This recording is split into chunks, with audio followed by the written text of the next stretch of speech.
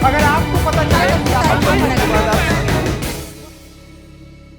पठान देख ली या ऐसे ही बोल दिया पसंद आई या नहीं, तो हम पठान फिल्म देखने गए और सबकी पठान फिल्म देखने की अलग अलग वजहें थी, है ना। किसी के लिए पठान फिल्म एक किस्म का पॉलिटिकल स्टेटमेंट था कि शाहरुख खान को इतना भी न सताया जाए कि कभी उनको ट्रोल किया जा रहा है, ट्रेंड्स चलाए जा रहे हैं, अलग अलग तरह की बातें कही जा रही हैं, कभी उनके बेटे आर्यन खान का प्रसंग चल रहा है एनसीबी के द्वारा, तो वो इसलिए गए। फिर कई राजनीतिक गोलबंदियों वाले लोग गए क्योंकि उनको लगा कि ये बीजेपी की मुखालफत का एक तरीका है। फिर कई लोगों ने इस तरफ ध्यान दिलाया कि नहीं, नरेंद्र मोदी ने भी कह दिया कि हर फिल्म पर बयान ज़रूरी है क्या, और इसीलिए नए ज़माने के फिल्म समीक्षक नरोत्तम मिश्र का, जो कि मध्य प्रदेश के गृह मंत्री हैं, कोई बयान भी नहीं आया इस फिल्म के बारे में, ये बात कही गई। इसके बाद कई लोगों ने कहा कि नहीं साहब, ये सब बातें एक तरफ हैं, हम तो शाहरुख खान या सलमान खान या जॉन अब्राहम या दीपिका पादुकोणे के फ़ैन हैं और एक्शन थ्रिलर देखने जाना चाहते हैं। मेरी वजह क्या थी? मेरी वजह ये थी कि मुझे लगता है कि इस देश में सिनेमा बहुत ज़रूरी है और सिनेमा सस्टेन करे, इसके लिए ज़रूरी है कि लोग सिनेमा घर की तरफ लौटें। इसलिए जो बड़े ग्रैंड्योर की फिल्में, हमने अपने समीक्षकों से पूछा तो बोले फिल्म ठीक ठीक ही है, 2-2.5 स्टार वाली, पर सब अपने अपने फैंडम में या वजहों से जा रहे हैं, तो आप देख सकते हैं बड़े पर्दे पर, क्योंकि एक्शन सीक्वेंस बहुत है। हम देखने गए और बड़ा निराश हुए।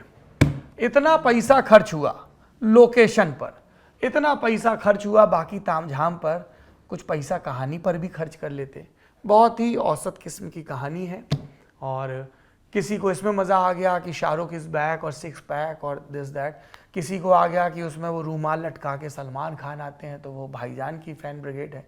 तो अभी देखिए, हम इस पर हो सकता है कि वो फ़ैन ब्रिगेड हमारे ऊपर भी पुष्प वर्षा करे, पर जो सही बात है वो सही बात है। बहुत औसत फिल्म है और जो फैंडम के मारे लोग हैं उनको वो पसंद आएगी, लेकिन इस फिल्म को 5 साल 10 साल बाद सिर्फ इसलिए याद किया जाएगा कि इसने उस मिथ को तोड़ा कि शाहरुख खान की फिल्में अब सक्सेसफुल नहीं होती हैं। लगातार बैक टू बैक उनकी जो फिल्में आ रही थी वो बॉक्स ऑफिस पर कमाल नहीं कर पा रही थी, जबकि ये फिल्म बॉक्स ऑफिस पर कामयाबी के झंडे गाड़ रही है।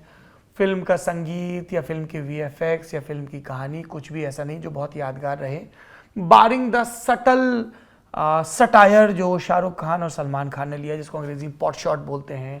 उसमें वो जो जय हिंद की टेक है, जो ये टेक है कि आप हमें मत बताइए देशभक्ति क्या है, हमको आती है, जो जिंगोइज्म, जो उग्र अति राष्ट्रवाद है, उस पर जो पॉट शॉट्स हैं।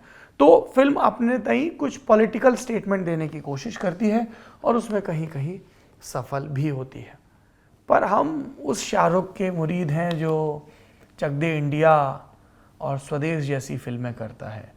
और रही सलमान खान की बात, तो इस पर मशहूर फिल्म क्रिटिक मयंक शेखर ने एक बड़ी मार्के की लाइन कही थी कि सलमान खान की फिल्मों का रिव्यू करना ऐसे है जैसे चड्ढी को इस्त्री करके पहनना।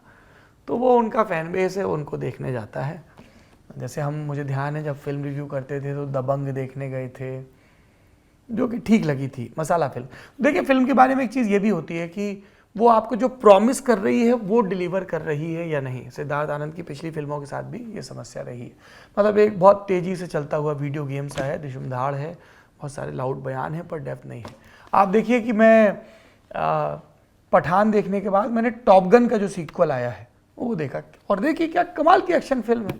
उसमें इमोशन है, उसमें जब वो चेस सीन होता है फाइनली जहाँ पे वो उनको बॉम्ब गिराने जाना है, आप बिल्कुल बंधे रहते हो, उसमें कमाल है। जबकि टॉम क्रूज और उन सबको भी वहाँ का एक्शन हीरो और बॉक्स ऑफिस हीरो ही माना जाता है। कई लोग कहते हैं कि साहब वो बहुत गंभीर किस्म के एक्टर नहीं है। मुझे नहीं पता भाई हॉलीवुड में क्या चलते हैं मयार, पर पठान को देख के कुछ ऐसा नहीं हुआ कि आप अद्भुत फिल्म हो और आप भी 10 लोगों को बताओ कि क्या फिल्म बनाती है। नो। अब देखिए, अब इसमें मुझे शाहरुख का ही गाना है, दिल दुखा है लेकिन टूटा तो नहीं है, उम्मीद का दामन झूठा तो नहीं है, तो मैं राजकुमार हिरानी और अभिजात जोशी की लिखी और राजकुमार हिरानी की डायरेक्ट की हुई फिल्म डंकी का इंतज़ार कर रहा हूँ। डोंकी, सही उच्चारण उसका डोंकी है, डंकी नहीं। और उसमें बहुत ही उसका फ़नी टीज़र आया था जिसमें शाहरुख और राजकुमार उनके दफ्तर में बात कर रहे हैं डोंकी में। कनिका ने इसकी शुरुआती स्टोरी लिखी जिसको फिर और बिल्ड किया गया है। इसमें शाहरुख हैं, इसमें तापसी हैं और भी कई एक्टर्स हैं। So I am really looking forward for that film.